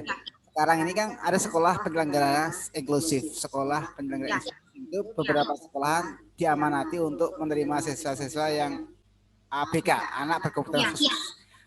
Dari jumlah kuota itu. Maka di dalam penanganan mulai dari mengidentifikasi, kemudian menyusun assessment anak itu bisa di mana, tidak bisa di mana, kita baru membuat sebuah planning metrik, prioritas penanganan. Baru setelah itu kami membuat pembelajaran individu. Nah, pertanyaan saya, apakah sama dengan yang dilakukan di luar sana, di Ibu Sheryl? Oh, apakah sama? Maksudnya apakah bisa dibuat sama gitu, Pak? Ya, karena ini secara se-Indonesia ini baru gencar-gencarnya sekolah penyelenggara inklusif ini. Kemarin kami juga baru mendapatkan pendidikan dan latihan di selama 3 bulan secara daring dan 2 minggu secara luring. Jadi ini sangat membantu kami di dalam memahamkan atau mensosialisasikan kepada Bapak Ibu guru yang lain, karena tanggung jawab ini bukan tanggung jawab untuk 1-2 orang, atau, karena jumlahnya anak-anak kita yang seperti ini banyak, sedangkan organisasi yang menangani seperti ini kan tidak banyak Bapak Ibu sekalian. Maka pemerintah mempunyai andil, mempunyai amanat, mempunyai tanggung jawab untuk bersama-sama menyelesaikan persoalan ini. Paling tidak membantu mengurangi hambatan belajarnya sehingga bisa dikelak kemudian hari bisa hidup bersama-sama dengan masyarakat. Kenyataannya faktanya tidak mungkin anak-anak yang sudah terbatas mereka dibatasi lagi yang begitu. Maka mereka harus inklusif, harus tidak dibeda-bedakan. Jadi maksud saya, apakah yang kami terima ini, pendidikan kami di sekolah yang di formal ini juga sama yang di Mbak Sheryl lakukan di sana? Terima kasih. Oh, itu ya. Oke. Apakah sama pendidikannya? Mungkin ada sedikit perbedaan. Karena kalau di luar negeri itu udah lama, dari bertahun-tahun yang lalu, inklusi itu memang di-encourage kan gitu ya. Maksudnya masalahnya sekarang ini bukan soal, kita nggak bicara soal pengetahuan aja, kita nggak bicara soal training aja, kita bicara juga dengan pola pikir kan, keterbukaan kita kan gitu ya. Nah, kalau misalnya di luar negeri itu biasanya kalau yang jurusan keguruan itu dapat, yang kayak special needs kayak gitu itu dapat, dan mereka itu dikasih training gimana caranya, ya apa yang mesti diketahui secara general lah ya, misalnya tentang anak-anak yang misalnya kayak ASD gitu ya, anaknya kayak begini harus kayak gini gitu ya. Nah, karena ini masih baru mungkin agak sulit untuk Bapak dan Ibu sekalian ya, tapi bukan yang nggak mungkin, pasti bisa. Intinya kita itu mau, itu satu. Jadi kita harus cari banyak informasi tentang anak-anak yang ASD itu seperti apa. Terus kita juga harus kerjasama dengan sekolahnya, expectations-nya itu apa. Itu pertama juga. Apakah ini anak harus bisa perform in all areas? Semuanya harus bisa dilakukan? Atau apakah kita akan comot nih, misalnya yang penting-penting aja yang diajarin, misalnya kayak matematikanya mesti diajarin benar gitu, bahasa Indonesianya mungkin, atau sainsnya gitu, misalnya 3 pelajaran itu aja difokuskan di situ gitu. Atau mungkin memang expectation-nya sekolah atau expectation negara harus semuanya. Saya rasa sih enggak ya. Dan harus disesuaikan juga dengan expectation dari keluarga, dari orang tua gitu. Jadi ini broad sekali ya, maksudnya ini lebar banget pertanyaannya sebenarnya. Kalau misalnya saya di sekolah itu mungkin saya mesti ada meeting berkali-kali untuk memitingkan yang seperti itu. Maksudnya apa yang harus kita lakukan, karena banyak sekali yang mesti taken into consideration. Misalnya bagaimana perasaan orang tua yang lain, ada anak-anak berkebutuhan khusus, bagaimana perasaan bagaimana tanggapannya murid-murid yang lain, di mana ini anak bakalan didudukin dan siapa yang bakalan in charge. Mungkin kalau misalnya agak-agak moderate, mungkin agak parah, mungkin autismnya harus ada 2 guru mungkin satu kelas gitu. Jadi ada adaptasi tertentu yang harus dilakukan. Misalnya precaution aja, misalnya kalau anak ini bakalan breakdown lagi kelas, lagi kita nggak tahu apa yang harus kita lakukan. Nah itu tuh mesti dipikirin semuanya gitu. Apalagi ya biasanya ya kalau misalnya yang seperti itu breakdown, terus pelajarannya seperti apa.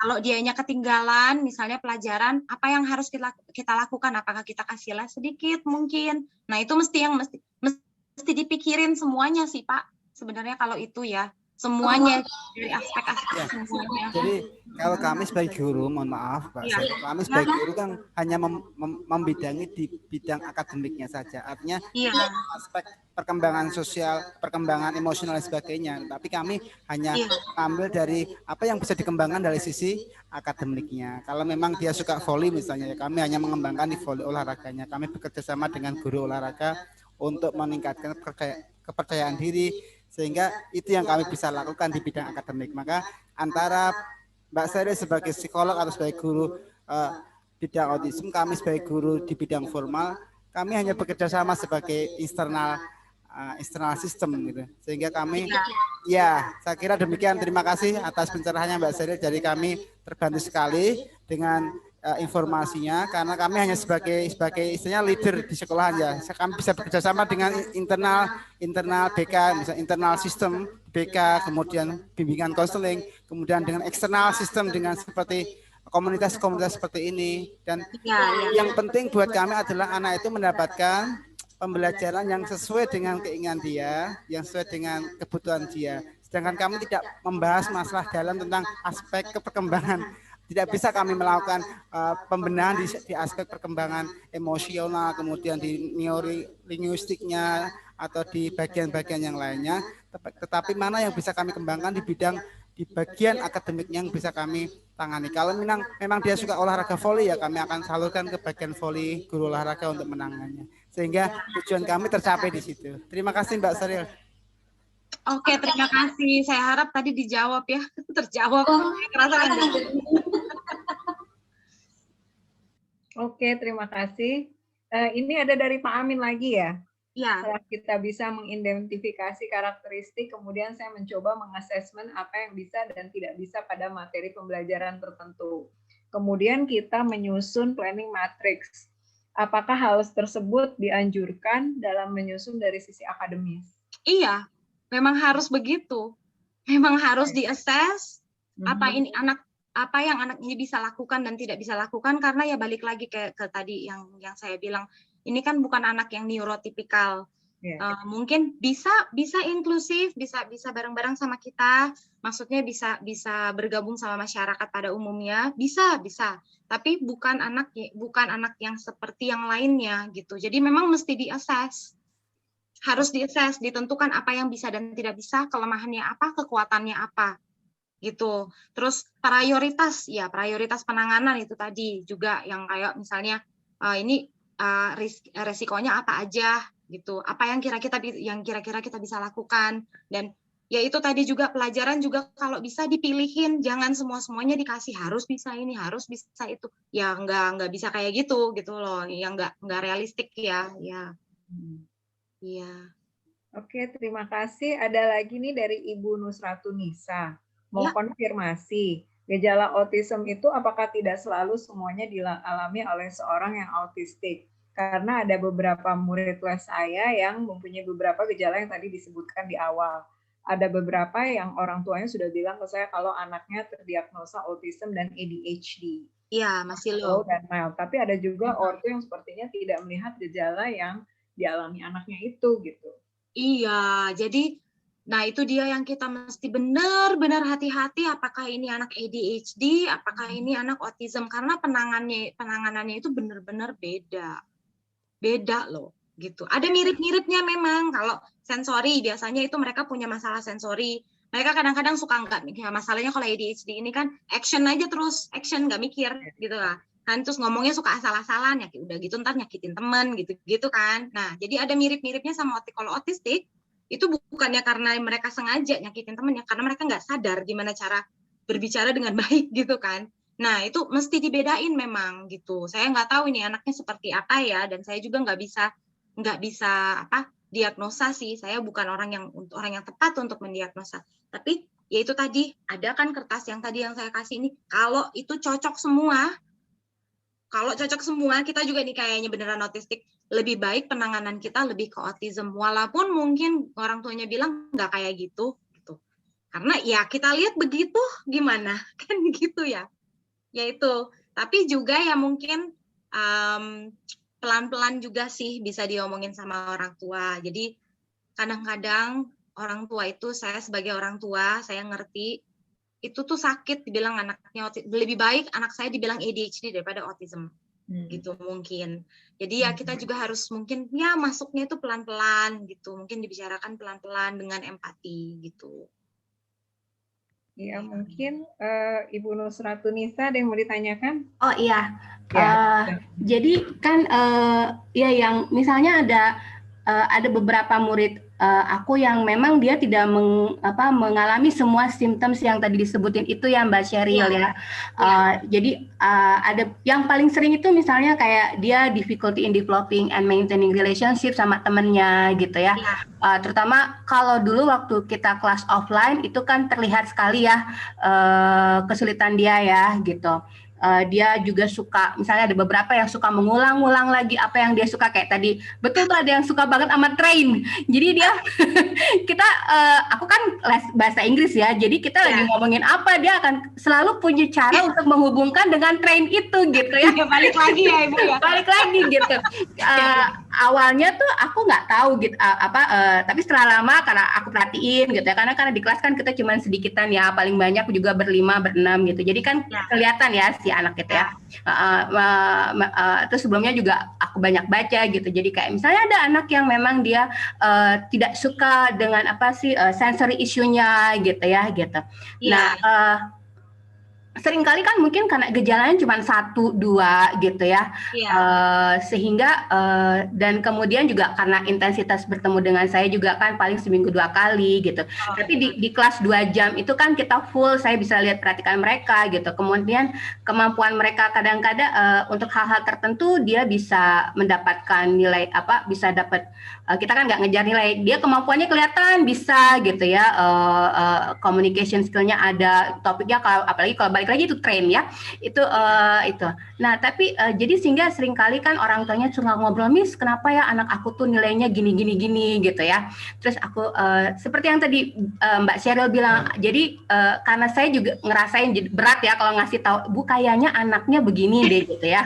Iya benar. Nah gitu, jadi saya suka ngasihnya, oh mungkin Bu anaknya dia kan tertariknya sama ini, jadi kalau untuk pelajaran lain mungkin kayak matematika koneksin aja sama pelajaran tentang train gitu ya, gitu-gitu. Nah, tapi kalau misalnya ada sih sepertinya orang tuanya yang terbuka kepada siapa ya? Kalau misalnya nih orang tuanya kayaknya dia terbuka untuk tahu kenapa anaknya mungkin kalau di sekolah kok kayaknya bermasalah gitu ya, nggak bisa dapat nilai bagus lah atau suka berantem lah kayak gitu. Nah, gitu. Jadi kepada siapa ya?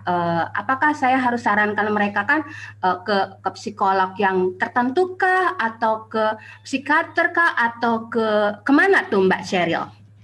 Nah, kalau itu tergantung orang tuanya mau jawaban yang seperti apa. Jadi kalau misalkan diagnosis itu penting buat mereka, misalkan ini sebenarnya apa sih yang salah sama anakku gitu ya, misalnya mau dapat diagnosa gitu, kita harus ngedapat diagnosa itu tuh ke psikologis atau gitu. dokter anak, atau ke dokter anak. Nah itu nanti dikasih diagnosa.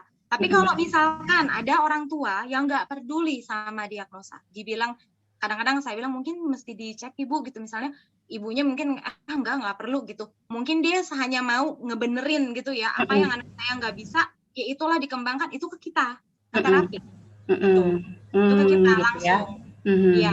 Tapi kalau misalkan untuk orang tuanya itu sangat penting diagnosa ini apa sih sebenarnya gitu ya, mendingan pergi ke dokter anak, kalau nggak ke psikologis untuk dikasih diagnosa, baru ke kita. Kalau buat saya pribadi, saya sebenarnya nggak relying heavily ya, maksudnya saya nggak yang kayak harus ada diagnosanya baru saya bisa treat, enggak. Kadang-kadang gini, diagnosa itu kalau buat saya itu hanya nama. Jadi kalau nanti kan saya tes, misalkan saya tes lagi nih, anak kurang di sini, anak kurang di situ gitu misalnya ya, mesti dikerjain yang ini yang itu. Nah itu yang saya kerjain regardless of diagnosis gitu. Oke. Jadi ya tergantung orang tua. Satu lagi pertanyaan Mbak Sheryl. Yang mungkin bukan autism ya, agak ADHD juga gitu ya. Kan sorry nanyanya gini. Bumpung nih nanya. Antara ADHD itu kan masuknya ke hiperaktif gitu ya. Iya. Nah, terus kan menurut saya sekarang itu anak-anak itu beda dengan zaman dulu. Kalau zaman dulu tuh anak-anak bisa diam, duduk gitu ya. Iya. Gitu. Nah, aku tuh tapi dengan aku sering bertemu sama anak-anak sekarang tuh nggak bisa duduk gitu ya, nggak bisa gitu. Jadi sering kali sementara nih maminya misalnya ada beberapa murid privat aku tuh dulu waktu offline ya. Kalau sekarang juga gitu yang online tuh. Jadi maminya pengennya anaknya duduk gitu ya. Anaknya gini-gini. Anaknya bukan gitu-gitu lagi Mbak Sheryl gitu. Di kamar kan ada teralis gitu ya, meja segala macam, itu tuh anaknya udah nerek bahasa Indonesianya nerekal udah naik teralis gitu ya. Itu buku-buku tuh gitu ya. Kalau aku menerima itu, aku ngelihatnya oh ya udah emang anaknya senangnya begitu. Jadi aku bilang ke ibunya, Bu nggak apa-apa, aku sambil ngomong bahasa Inggris, latihan apa, dia nih anaknya kemana aja gitu ya. Terus mungkin saya lihat dia nggak suka diam, jadi saya ajak sambil main badminton lah apa gitu ya. Nah, seringkali terjadi konflik antara si maminya yang pengen anaknya duduk gitu ya, dengan keinginan anak bergerak gitu ya. Nah, kalau yang tipikal kayak gitu tuh masuk hiperaktif, ADHD kah, atau emang udah nature-nya si anak zaman sekarang nggak bisa diam gitu, Mbak? Enggak sih, Bu. Jadi kalau dikasih pertanyaan seperti itu, saya jadi mikir ini anak beneran ADHD atau ada sensory problem? Karena itu juga harus bisa dibedakan loh. Nah, kenapa kalau zaman dulu anak-anak itu bisa diem? Ini out of record aja ya. Yeah. Kalau ini bukan secara research, belum ada research, tapi pernah dengar dari lecturer saya yang in the past lah ya. Dia bilang anak zaman dulu itu nggak ada gadget kan, ngapain? Keluar, main, mau jumpalitan kayak main tanah, mau naik pohon, mau ngapain, mau apa sih? Kalau dulu yang kayak yang lompat-lompat itu yang lempar tuh sambil gitu-gitu, ada geraknya. Nah itu tuh sensory. Nah, anak yang hanya ditaruh di rumah, kerjanya hanya belajar, terus nonton TV, terus main gadget, itu sensorinya nggak terpenuhi. Jadi naik teralis. Beneran loh Mbak gitu. Jadi pas maminya dudukin ya udah gitu ya, udah maminya keluar nih gitu, terus dia kan nggak bisa diam ya, jadi begitu maminya keluar dia bergerak lagi segala macam, tiba-tiba maminya masuk, kenapa gini, terus kata nggak apa-apa lah Bu, kata aku tuh yang penting dia kalau ditanya, tapi dia maksudnya jadi tidak mengalami dia ditanya bisa gitu ya, emang kata aku ya udah akhirnya maminya ya udahlah pasrah gitu ya. Nah itu bukan cuma sekali dua kali ya gitu, jadi mungkin ya itu yang tadi Mbak Sheryl bilang ya, dia tidak mengeluarkan apa sih di luar les gitu kan, di luar rumah keluar gitu, jadi pas les tuh kalau untuk punya trik nggak? Ini sekarang aku punya juga ya online tuh kebetulan ya gitu.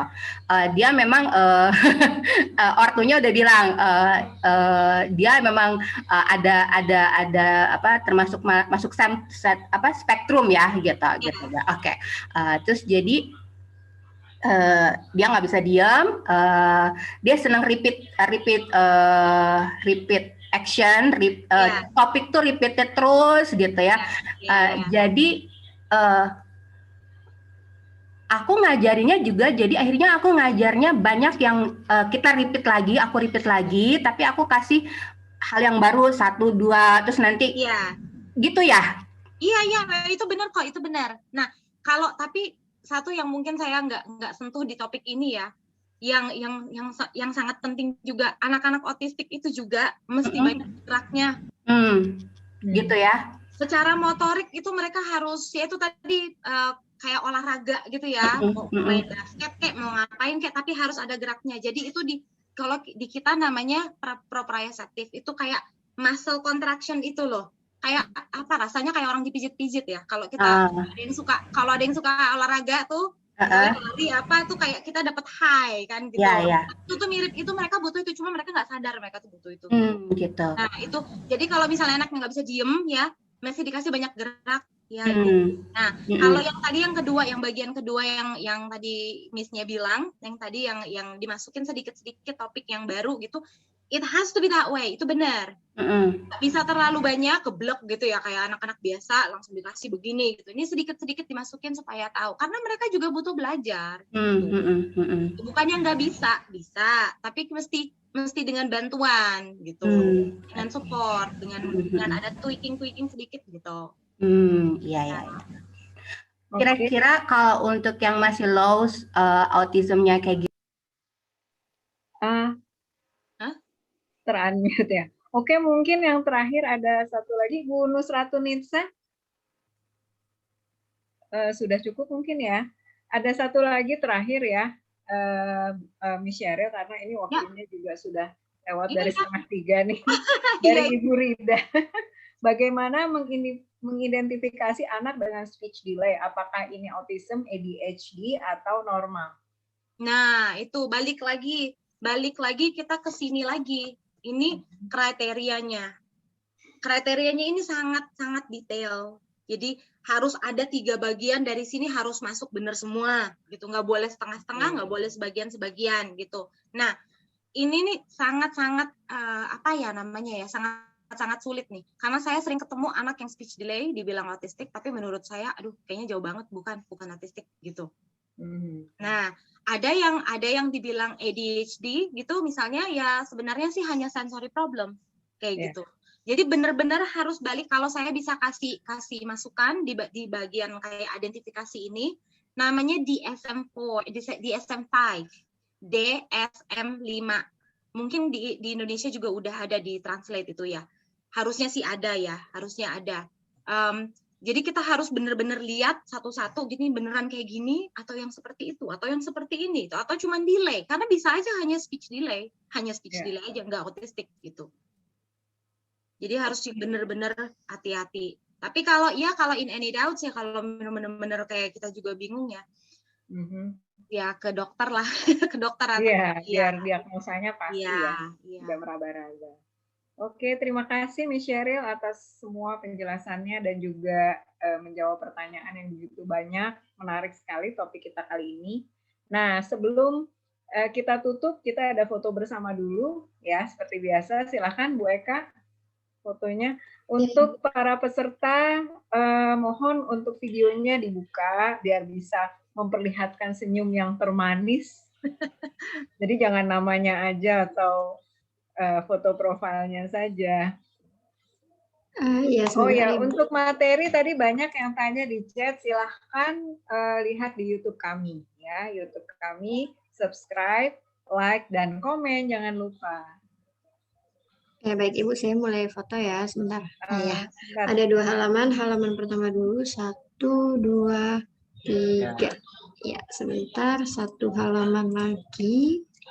1, 2, 3. Sudah, silakan Ibu Dita. Oke, terima kasih Bu Eka, terima kasih Miss Sheryl dan semuanya, Mbak Kapri, Pak Amin. Terima kasih Mbak Sheryl. Terima kasih Bu, terima kasih. Terima kasih ya. Oke banget ya hari ini. Terima kasih. Sampai ketemu ya di IEC Inspiration bulan depan, jangan lupa. Oke, terima kasih. Selamat siang. Selamat siang. Wah. Selamat